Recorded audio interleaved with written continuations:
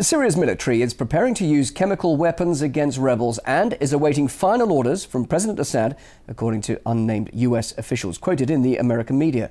Washington says that would be all the reason it needs to intervene in the conflict. And as RT's Middle East correspondent Paula Sleer reports, the timing of these unsubstantiated weapons of mass destruction revelations may not be a coincidence. These rumours are unverified. As of yet, they are just allegations. What they do suggest is that Syria's military has been mixing chemical weapons and loading them into bombs. The allegations suggest that the Syrian President Bashar al-Assad is reportedly planning to use these on his own people. This comes as the US military is making contingency plans should the Syrian President Bashar al-Assad suddenly leave, with the US sources saying that they are aware that Assad has received numerous asylum offers.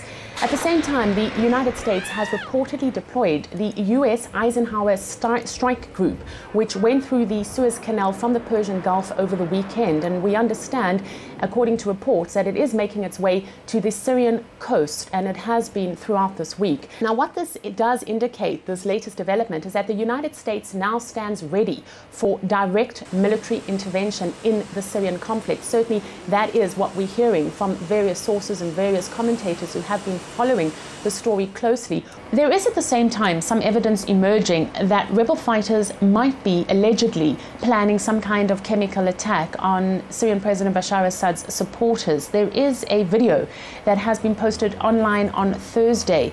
Now, it does show what is thought to be a rebel fighter feeding chemical weaponry to rabbits, and within a minute those rabbits die. We will not show you how they die because the video is disturbing. This is in fact what the video has to say. You will die like these two rabbits, you enemies of Allah. Do you believe it now? We will kill you all with our chemical and biological weapons. Look for yourselves. Do you see these rabbits? They inhaled chemical weapons for 1 minute only, and they're dead. Your destiny will be like them because you are supporters of Bashar al-Assad. God is great. God is great. Wait and see. We are from the al-Assad chemical battalion. We will kill you with our chemical weapons. The video has not been verified. This is an important point to make, but certainly the message it sends out is ominous. Let's now talk to Dr. Ali Mohammed. He's the editor-in-chief of the Syria Tribune online magazine. So concerned that President Assad could use chemical weapons. Is that likely? The question is, why would President Assad or the Syrian army use chemical weapons? It's winning the ground, and the Damascus airport battle not a week ago proved that again and again. Why would Syria give a pretext to the US to intervene while it doesn't even need to? I think. Is there any doubt, though, that Syria does have chemical weapons? But I'm not in a position to comment on whether or not Syria has chemical weapons, but it's obvious that Syria has something that is scary to its opponents. But the idea is this thing was built and developed to face the massive nuclear power, nuclear bomb power that Israel have, and it was not designated for anything else, obviously. Well, Hillary Clinton says that Syrian government is on the brink of collapse. If it is in a desperate position, could it not resort to chemical weapons to save itself? Well, this is a hypothesis that is not true. It's not on the verge of collapse. They have been saying this for the past 18 months, and so far the Syrian government is still there and the rebels are on the verge of collapse. So, no, it's not desperate, and even if it goes desperate, the chemical weapons will not solve anything. It's not the answer to anything within the Syrian land, and I don't believe that the Syrian army would use it within the Syrian land at all. If there is any hint of chemical weapons being used, is that the excuse that the US and its allies are looking for to officially intervene in Syria? Exactly. Now, we have seen this video that your reporter talked about, and there has been other evidence that we've been collecting for the past 3 months that it's possible, it's actually even more possible for the rebels to use chemical weapons than the Syrian government, and this will be used as a false flag like what happened before. We all remember the night before the last UN Security Council meeting when Russia and China vetoed the resolution. The night before there was a false flag that was very soon proved to be wrong, and this could be used again in the form of chemical weapons this time. Threat of chemical weapons is one excuse cited for the reason of in deploying those Patriot missiles by NATO at the Syrian border. Now, the alliance says it's just to protect Turkey from a potential attack also by Damascus.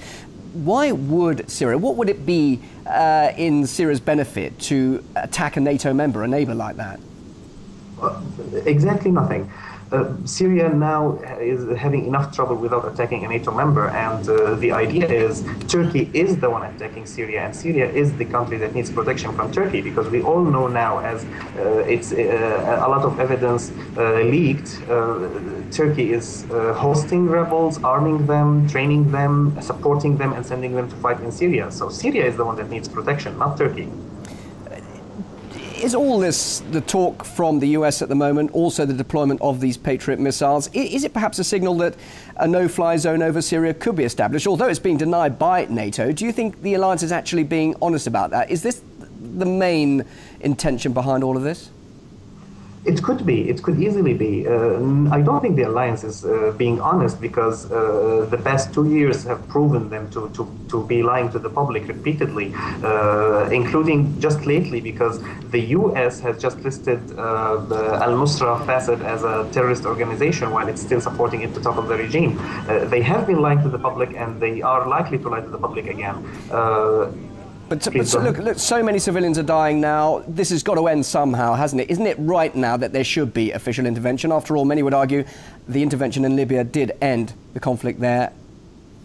The intervention in Libya did end al-Gaddafi regime, but it did not end the conflict or the suffering of the civilians. Civilians are still suffering until now. And it's very clear that if the Syrian government and the Syrian army should disappear for some reason, the result will be a prolonged and terrible civil war, if not a whole regional war, not only civil. Dr. Ali Mohammed, the editor-in-chief of the Syria Tribune online magazine. Great to hear your thoughts. Thank you for joining us live there from Dubai.